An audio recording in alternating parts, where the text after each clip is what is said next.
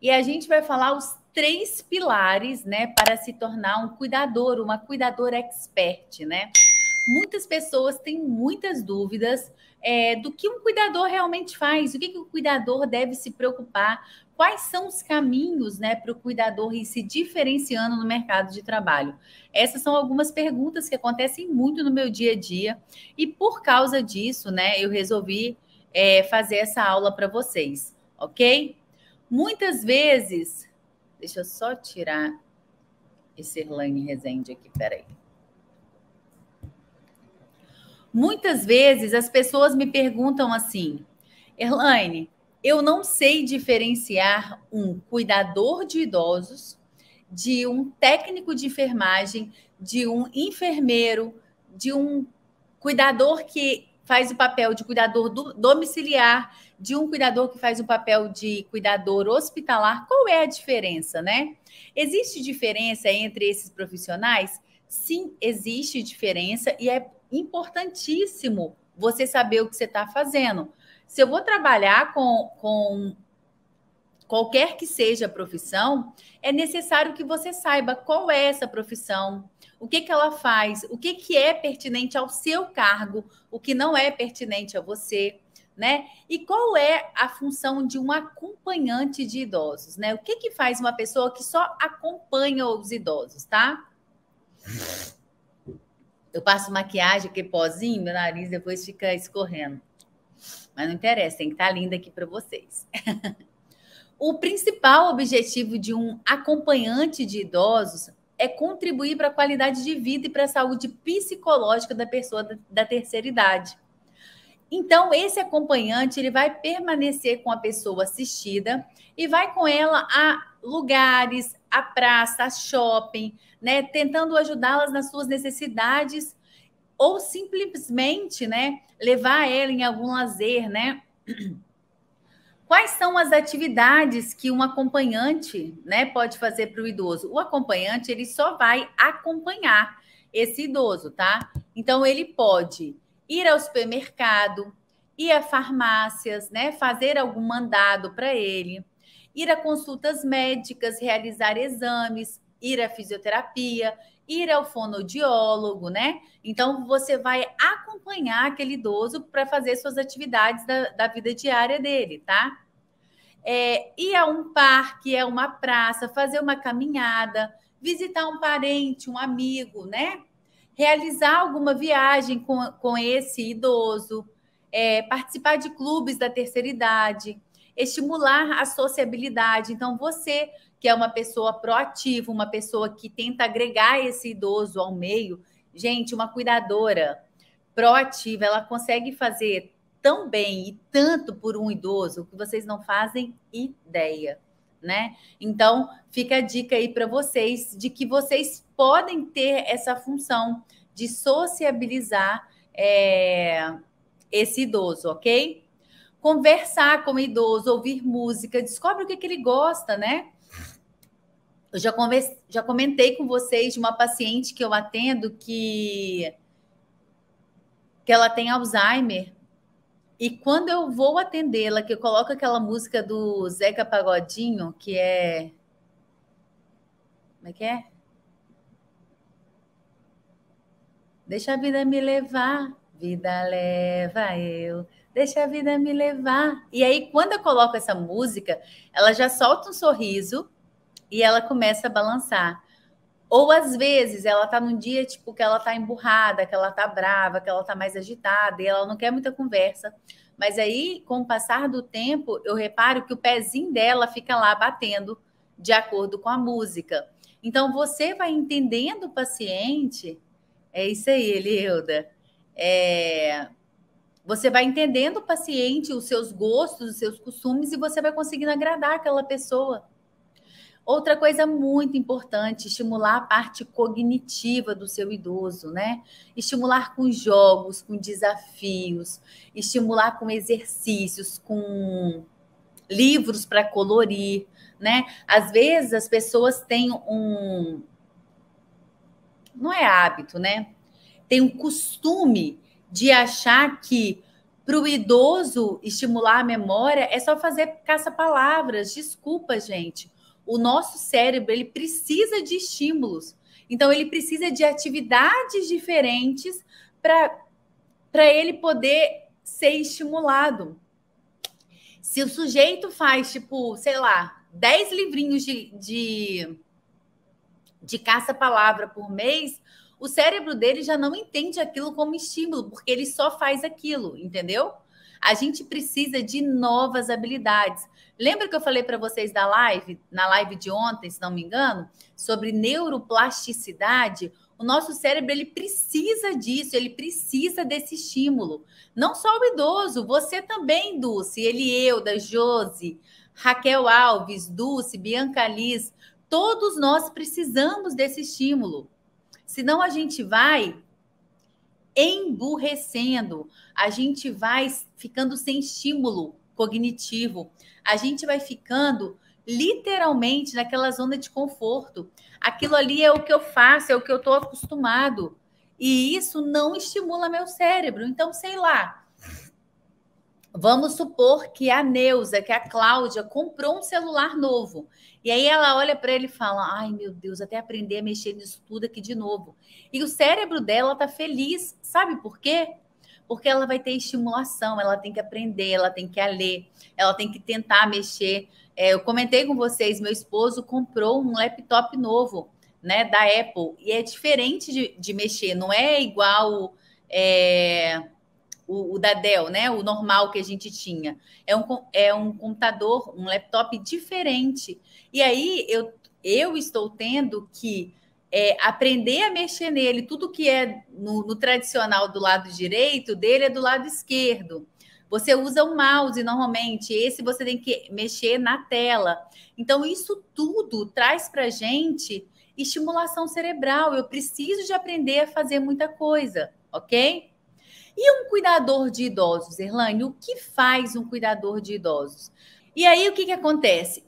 E entendi, então. O acompanhante é aquele que acompanha, única e exclusivamente. Esse acompanhante vai fazer a higiene do idoso? Esse acompanhante vai, sei lá, fazer a higienização da bolsa de colostomia do seu paciente? Ele vai acompanhar. Ele vai cozinhar? Também não, tá? Somente acompanhar. É uma opção de trabalho. Qual é a outra opção? Você ser cuidador de idosos, né? O que muitos de vocês aqui são cuidadores de idosos. E o que faz um cuidador de idosos, Erlaine? O cuidador de idosos, ele desempenha a mesma função do acompanhante. Assim, ele cuida tanto da saúde psicológica quanto também da manutenção das atividades da vida diária.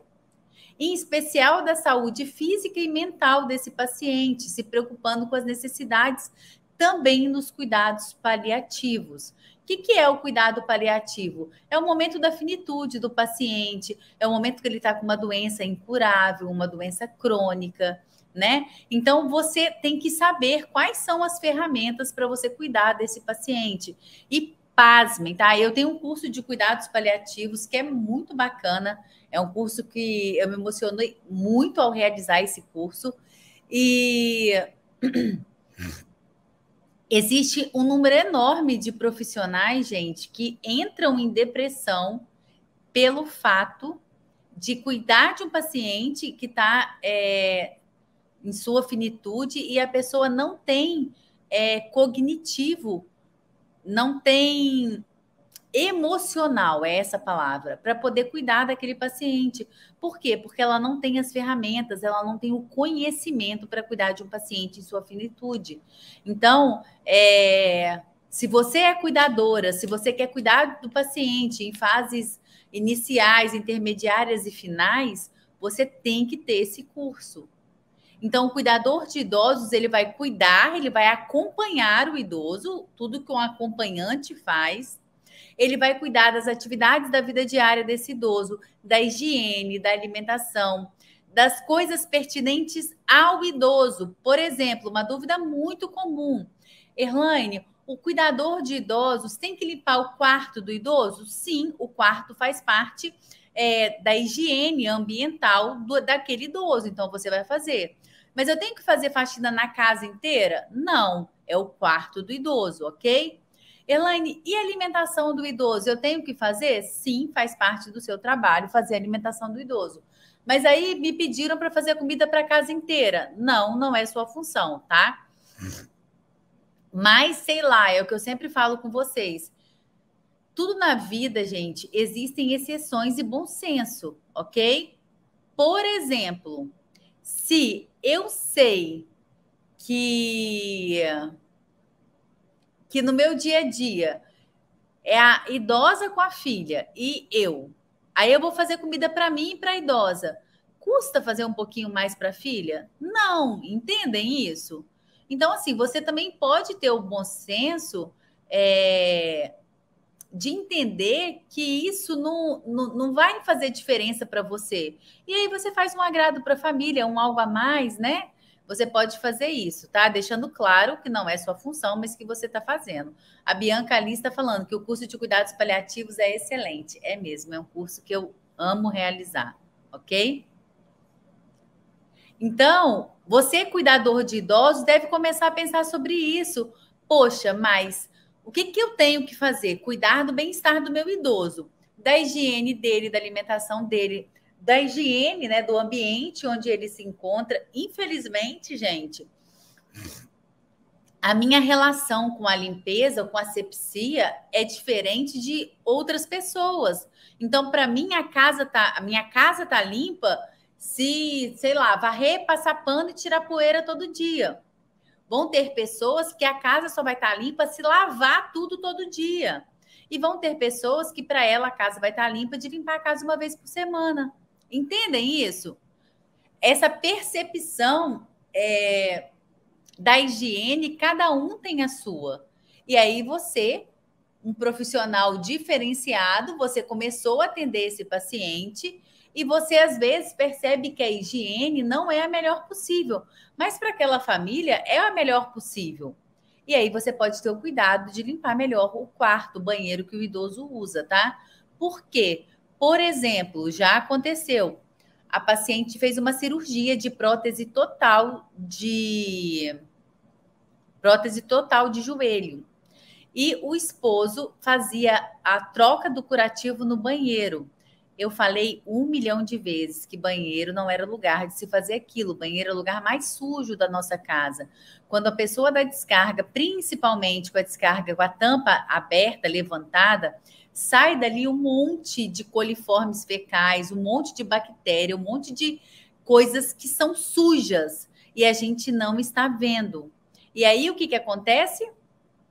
Infelizmente, você senta a idosa no vaso para trocar o curativo, coloque tudo em cima lá da pia, só que aquela pia está contaminada e você não sabe. Ou então a idosa sentou no vaso e aí ela fez xixi e aí ela segurou no vaso para se ajeitar, né? A mão dela ficou contaminada. Quando você tirou o curativo, ela passou a mão e falou: Nossa, tá bonitinho, né? Tá cicatrizando. Pode ser o suficiente para ter problemas. E você, com todo cuidado, usou luva, né? Calçou luva, se preocupou com a higiene, usar gás estéreo. Banheiro não é lugar de fazer curativo. E aí, essa paciente que eu tô contando para vocês infectou a prótese dela. E aí, filho, é pano para manga, tá? Ela teve que trocar aquela prótese, ela teve um monte de problema. Então, o que é importante? Você se preocupar com a higiene do seu idoso no lugar que você trabalha, no seu dia a dia, ok? Um cuidador de idosos, ele vai auxiliar na higiene do paciente, vai trocar fralda, vai dar banho nesse paciente. De quanto em quanto tempo eu tenho que trocar a fralda do meu paciente? Responde essa aí, deixa eu ver. De quanto em quanto tempo eu tenho que trocar a fralda do meu paciente?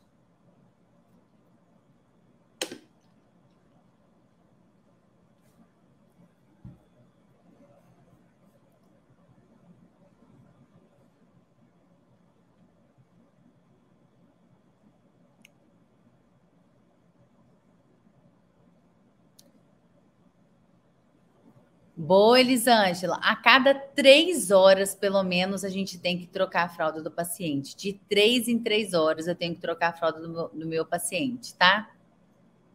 Eu só não vou trocar quando, Erlaine? Quando a fralda estiver seca, raramente, tá? Ou se por algum motivo, tá?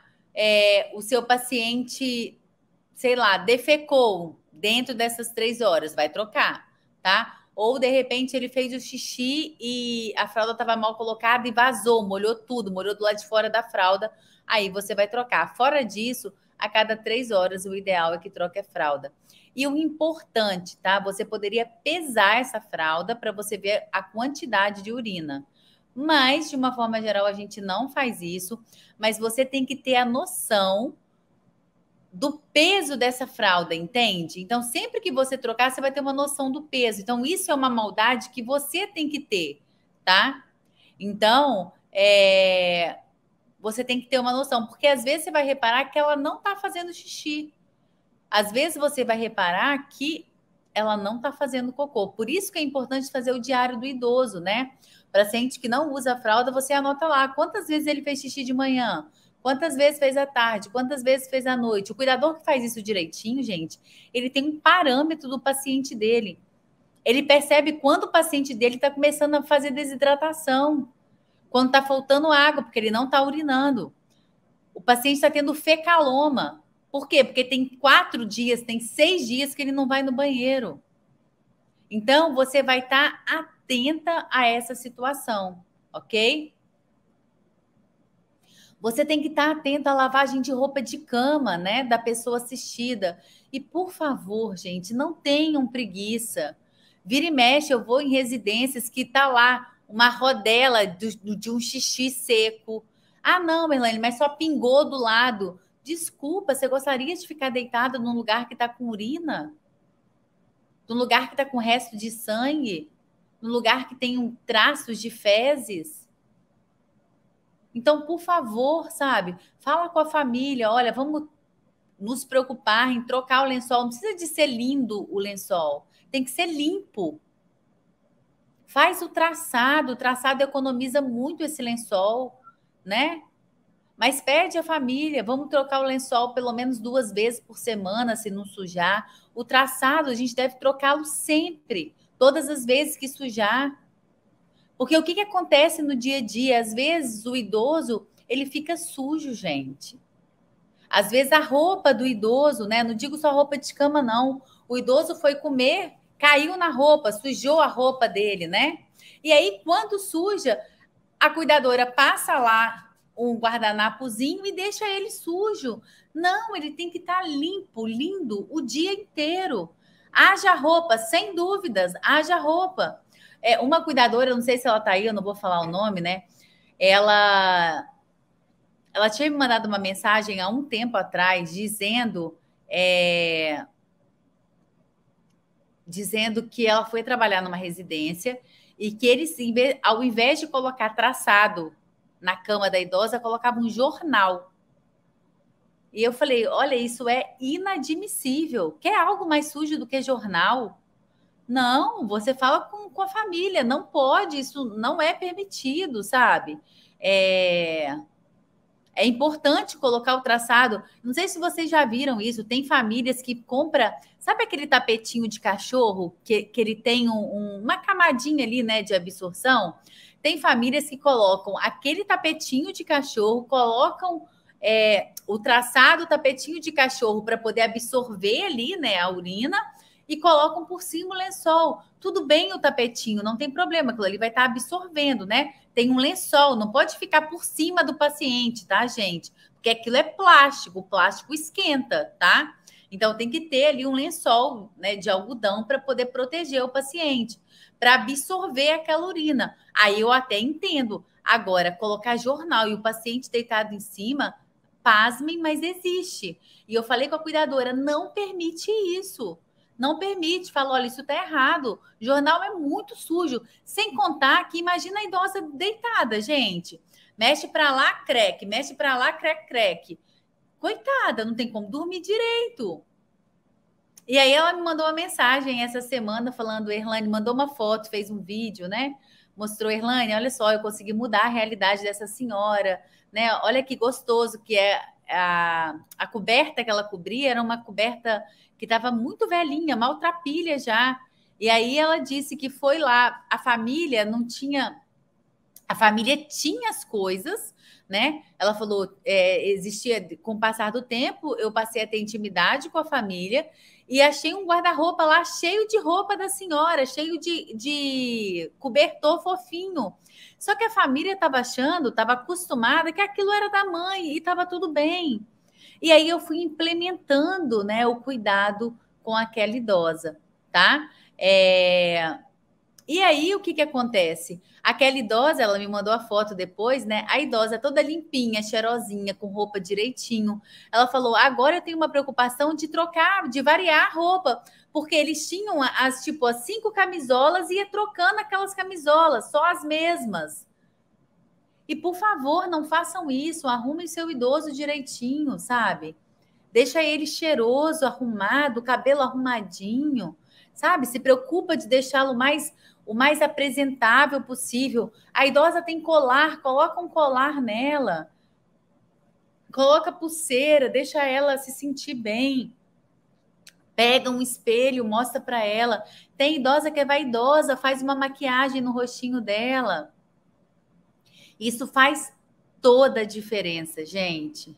Você, cuidador, vai ajudar na alimentação. Então, você pode preparar essa alimentação, seguir alguma dieta que o médico tenha que prescrever, vai preparar essa alimentação, vai oferecer essa alimentação para o idoso com paciência, né? Às vezes a pessoa está ansiosa, o cuidador está com pressa e quer dar comida rápido. Não, a hora do almoço ela é importantíssima, deve ser um momento calmo. O paciente pode broncoaspirar se você não fizer de forma correta. Então, calma, com paciência. Às vezes, o paciente que tem algum tipo de demência, se tiver muito barulho, muita gente falando, ele fica desorientado, porque é muito estímulo. E às vezes ele precisa de comer num lugar mais reservado. E você que vai começar, Dulce, observar isso, Sônia Bevenuti. Você vai começar a observar como que é o jeitinho daquele paciente. Cada paciente tem o seu jeitinho. E aí você tem que tentar sempre dar o máximo de autonomia para o paciente. Então, o que você vai tentar? Fazer com que o paciente coma sozinho, tá? Ele come, ele gasta 1 hora para almoçar. Não tem problema, ele está comendo com a mão dele. Quanto estímulo está acontecendo, gente, nessa alimentação? Então, deixa ele comer no tempinho dele.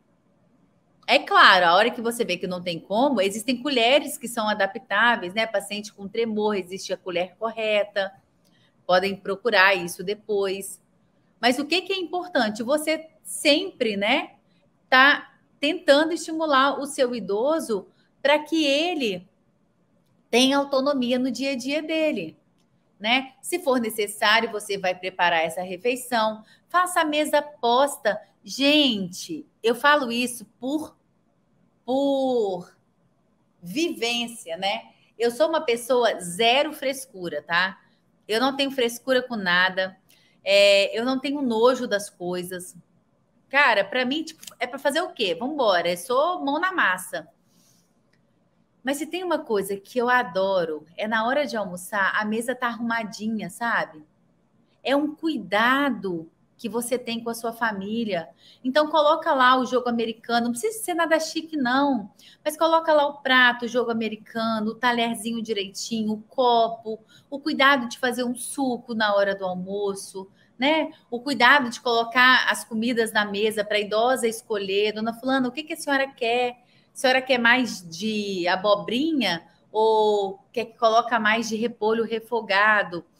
Quando você está falando o nome dos legumes, gente, ela está pensando nesse legume, o que ela vai querer. Se ela vai querer mais ou menos, ela tem que pensar no que é mais, no que é menos. Quanta estimulação acontece em um almoço. E muitas vezes, sabe o que a cuidadora faz, seja profissional ou familiar? Chega com um prato pronto. Ah, que dona fulana, para a senhora comer. Ou então já chega e já sai metendo na boca dela, ela nem sabe o que ela está comendo. Então, não façam isso. Tenham cuidado de arrumar a mesa posta. A idosa chega, ela senta para comer. Ela saiu lá do sofá da sala, veio andando devagar no tempo dela e se sentou. Quando eu... Ai, peraí que eu tô travada.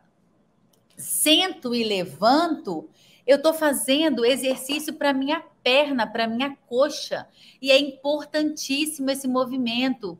Então, ó, ela estava sentada no sofá, levantou, foi andando, sentou para almoçar e vai fazer esse mesmo movimento quando acabar o almoço.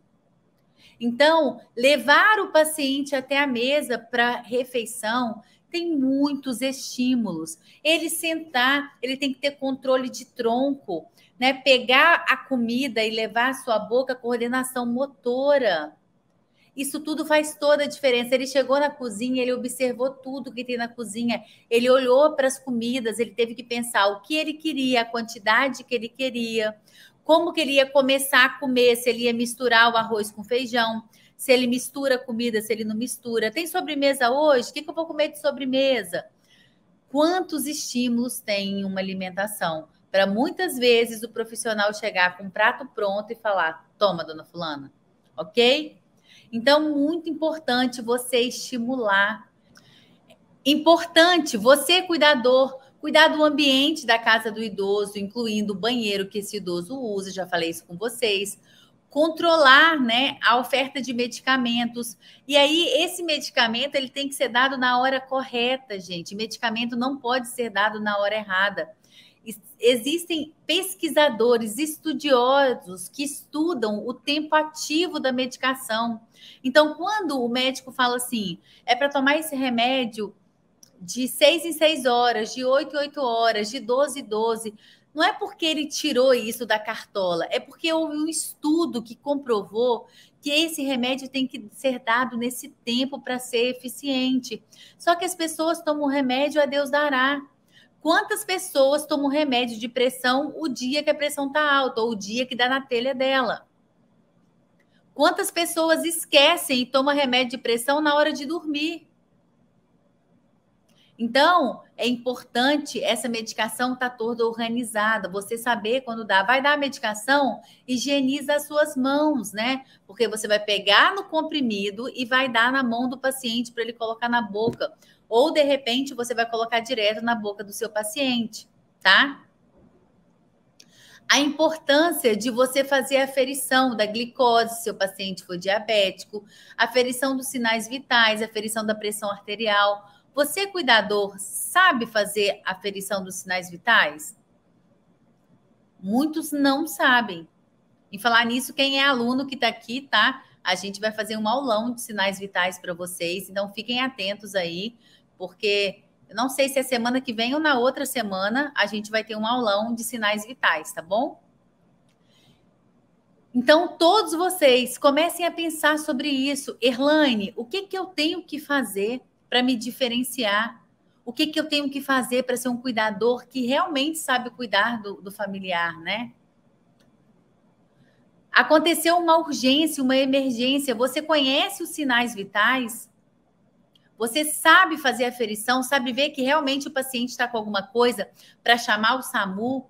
Você sabe técnicas de primeiros socorros, né? Quem faz o curso comigo está embutido no curso, o curso de primeiros socorros. Por quê? Porque muitos cuidadores não sabem o que fazer na hora de um engasgo, na hora que o paciente está com a pressão alta ou pressão baixa, na hora que o paciente cai, na hora que o paciente tem uma parada cardíaca, tem uma convulsão. Você precisa de saber isso. Você precisa de saber dar suporte ao enfermeiro a hora que for necessário. Só que muitas vezes o que acontece? O cuidador vai lá e cuida, simplesmente. Não sabe cuidar, sabe só o quê? Olhar o idoso. Tem cuidador, gente, que faz o papel do acompanhante. Entende? Ele não é da área da saúde, ele não sabe nada, ele vai lá e olha, tá? Então é muito importante a gente estar atento a essa situação, ok?